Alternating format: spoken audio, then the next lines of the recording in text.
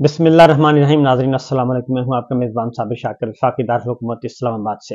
3-4 خبریں امپورٹنٹ ہیں۔ ایک خبر تو بہت ہی زیادہ اہم نوعیت کی ہے اور ڈرائنگ روم کے اندر سے خبر آئی ہے، جو ڈسکشن چل رہی ہے اور آخر کیا وجہ ہے کہ چیف جسٹس قاضی فائز عیسیٰ صاحب بالکل خاموش ہیں اور اتنا کچھ ہونے کے باوجود وہ ٹس سے مس نہیں ہو رہے، ان کی آواز نہیں نکل رہی، اور بلکہ وہ خود ایسے اقدامات کے پارٹ اینڈ پارسل بن گئے ہیں کہ صحافی گرفتار ہو گئے ہیں، اور صحافی وہ گرفتار ہو رہے ہیں جو چیف جسٹس قاضی فائز عیسیٰ صاحب کے لیے آواز اٹھاتے تھے، اور اس وقت آواز اٹھاتے تھے جب قاضی فائز عیسیٰ صاحب کے خلاف کرپشن کا ریفرنس فائل ہوا تھا اور پراپرٹیز جو ہیں وہ بیرون ملک برآمد ہوئی تھیں، اور ان کے بارے میں باقاعدہ طور پہ ریفرنس چل گیا تھا، FBI کی تحقیقات ہو گئی تھیں، سب کچھ ہو گیا تھا، لیکن وہ ریفرنس جو ہے وہ آگے نہ بڑھ سکا اور اسے بدنیتی پر مبنی قرار دے کے ٹیکنیکل گراؤنڈز پہ اس کو فارغ کر دیا گیا تھا۔ اور یہ میں پہلی دفعہ آپ کو بتا رہا ہوں کہ چیف جسٹس قاضی فائز عیسیٰ صاحب کے خلاف جو ریفرنس ہے وہ عمران خان صاحب نے تو فائل کیا نہیں تھا، تو جنرل باجوہ صاحب یہ بتا چکے ہیں، یہ بات ڈسکلوز کر چکے ہیں اور شاہد میتلا کو انٹرویو کے دوران، کہ یہ جو 2 باتیں انہوں نے بتائی ہیں، ایک بتائی اور ایک نہیں بتائی۔ وہ یہ بتائی تھی کہ جو اقامہ آیا تھا وہ army chief general Qamar Javed Bajwa صاحب کے زمانے میں انہوں نے کہا کہ یہ UAE گورنمنٹ سے لے کر آئے تھے جناب جنرل عاصم منیر صاحب، وہ تھے اس وقت DGMI،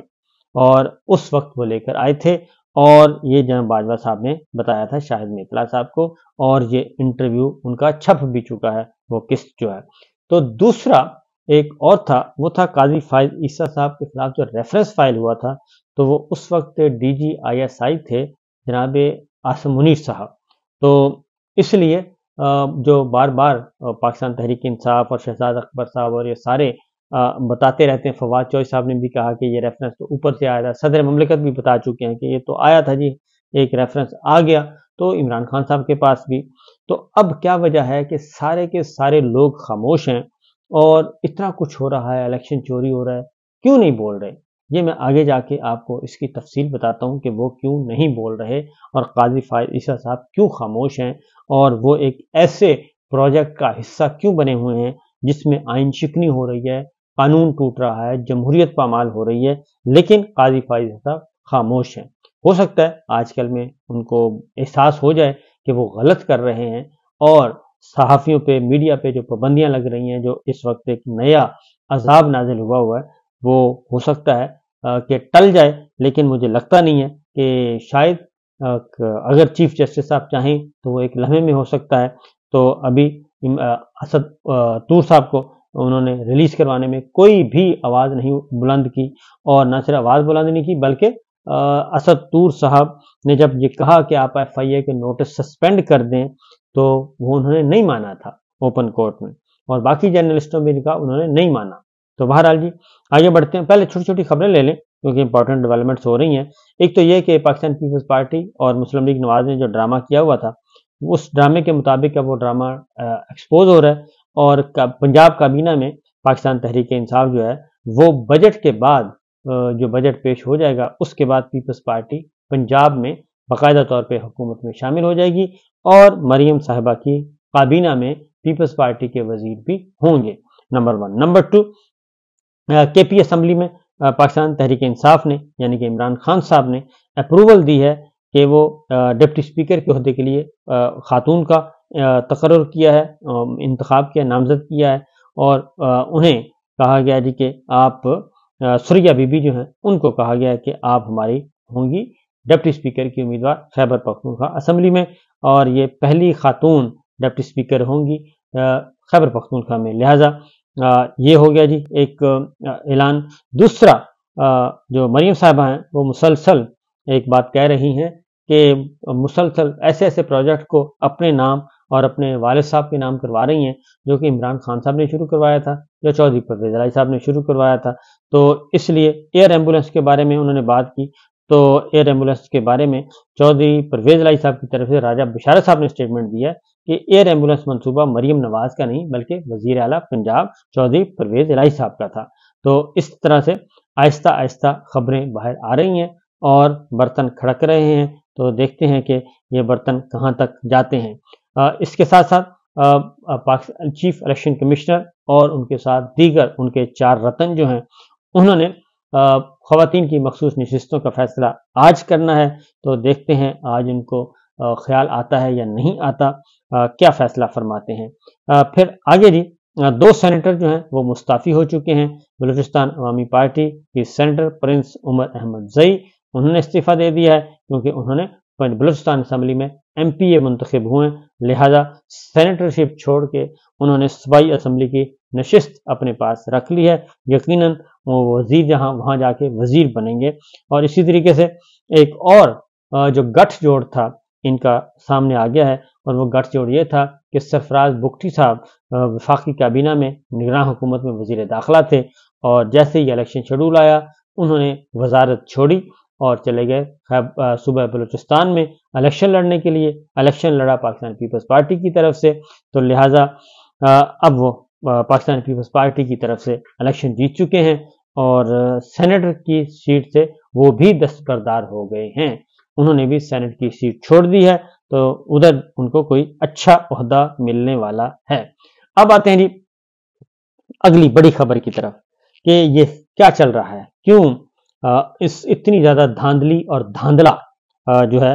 وہ ہو چکا ہے، لیکن چیف جسٹس قاضی فائز عیسیٰ صاحب بالکل خاموش ہیں، کوئی نہیں بول رہے کہ کیا معاملہ ہے، کیا ماجرا ہے، کوئی سو موٹو نوٹس، کوئی ایکشن، کیونکہ میرے پاس معلومات ہیں کہ ان کے ساتھی ججز جو ہیں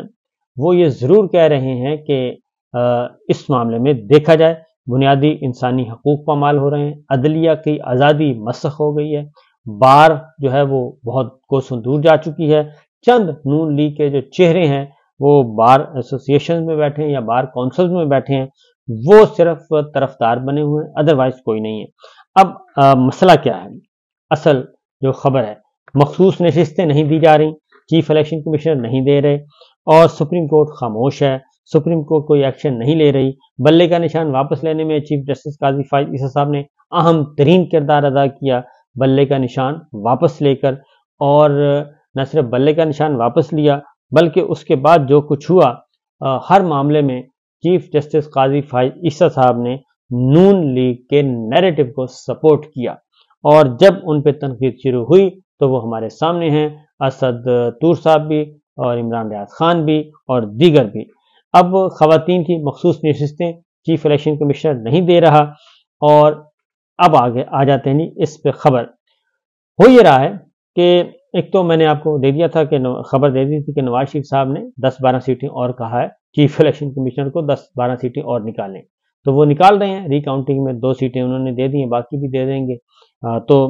کیوں اپنے نمبر بڑھانا چاہتے ہیں؟ ایم کیو ایم سے جان چھڑوا لیے، نون لیگ اور پیپلز پارٹی اپنی گیم اپنے پاس رکھنا چاہتے ہیں، اپنے صوبوں کی بندر باٹ اپنے پاس رکھنا چاہتے ہیں، اور کسی چھوٹی جماعت کو قریب نہیں آنے دیتا ہے۔ ٹھیک ہے جی، وہ بھی ہو گیا۔ اور اس کے بعد قاضی صاحب کا کیا مسئلہ ہے؟ قاضی صاحب کیوں خاموش ہیں؟ وہ اس معاملے میں کیونکہ انہوں نے بلے کا نشان جو واپس ہوا تو چیف جسٹس قاضی فائز صاحب کا اہم رول تھا اس میں، وہ بھی ہو گیا، اور ان کے ساتھی جو 2 ججز تھے ان کو بھی اندازہ نہیں تھا کہ اندر خانے چل کیا رہا ہے۔ اندر خانے جو ہمیں اطلاعات موصول ہوئی ہیں نون لیگ کے حلقوں سے وہ یہ ہے کہ انہوں نے کہا جی کہ خواتین کی جو مخصوص نشستیں ہیں اور اقلیتوں کی، یہ نشستیں پاکستان تحریک انصاف کو نہیں دی جائیں گی، اور اس کا حکم آ چکا ہے، اور چیف الیکشن کمشنر یہ کام نہیں کریں گے، اور وہ عمران خان صاحب کو یا پاکستان تحریک انصاف کو سیٹیں نہیں لینے دیں۔ ایون خیبر پختونخوا میں بھی سیٹیں ان کو نہیں لینا دے رہے پی ٹی آئی کو، سنی اتحاد کونسل کو، کیونکہ وہاں سے تو ویسے ہی ان کا صفایا ہو گیا، تو وہاں پہ بھی سیٹیں جو ہیں وہ دوسری جماعتوں کو دینے کا ارادہ ہے، اور مرکز میں بھی یہی ہے۔ کیوں ایسا ہے؟ 10-12 سیٹیں کیوں اور مانگی جا رہی ہیں؟ تو اس میں جو راز فاش ہوا ہے وہ یہ ہے جی کہ وہ چاہتے یہ ہیں کہ کوئی امینڈمنٹ لانا چاہ رہے ہیں، اور وہ چاہ رہے ہیں کہ ان کو ایوان میں 2/3 میجورٹی مل جائے، اور 2/3 میجورٹی صرف اسی صورت میں مل سکتی ہے کہ خواتین کی نشستیں پاکستان تحریک انصاف کو نہ دی جائیں، اور وہ سیٹیں اٹھا کر دے دی جائیں نون لیگ، پیپلز پارٹی اور ایم کیو ایم کو، لہٰذا ان کو دے دی جائیں اور یہ تینوں جماعتوں کے پاس 2/3 میجورٹی کے نمبرز پورے کر دیے جائیں ان تینوں جماعتوں کو، اور ان تینوں جماعتوں کے نمبرز پورے ہو جائیں گے تو پھر پاکستان تحریک انصاف انتہائی مینورٹی میں چلی جائے گی اور اس کے پاس یہی نمبر رہیں گے جو کہ اس وقت نظر آ رہے ہیں اور اس سے بڑھ نہیں پائیں گے۔ جو 100 نمبر ہیں یہ اس سے زیادہ نہیں ہوں گے جی، 95 ہیں، 100 ہیں، 97 ہیں، 98 ہیں، اور اس میں سے مزید سیٹیں کم کی جائیں گی، 2 سیٹیں لے لی گئی ہیں ریکاؤنٹنگ میں، اور اطلاع ہے کہ 8 سیٹیں اور ہوں گی۔ تو یہ اس لیے کیا جا رہا ہے بنیادی بات، اور یہ حکومتی حلقے ہمیں بتا رہے ہیں، مسلم لیگ نواز کے حلقے اور پیپلز پارٹی کے حلقے، اور خاص طور پہ پیپلز پارٹی کا مجھے نہیں پتا کہ وہ آن بورڈ ہے یا نہیں ہے، لیکن مسلم لیگ نواز کا مجھے پتا چل گیا ہے، اور اس میں یہ ہے کہ جی یہ 2/3 میجورٹی حاصل کر کے کوئی امینڈمنٹ لانا چاہ رہے ہیں، ایک تو مجھے بتایا کہ جی کہ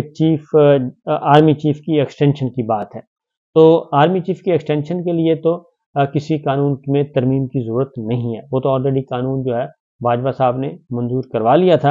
اور وہ ایک ایکسٹینشن اور مل سکتی ہے آرمی چیف عاصم منیر صاحب کو، اور ایک ٹینیور اور مل سکتا ہے ان کو، اور پھر اس کے بعد اگر ان کی عمر 64 سال تک پھر بھی نہیں پہنچتی تو پھر بھی اس میں گنجائش ہے کہ 64 سال کی عمر تک آرمی چیف برقرار رہ سکتا ہے، نمبر 1، اور اس میں ہو سکتا ہے کہ مزید کسی امینڈمنٹ کی ضرورت پڑے،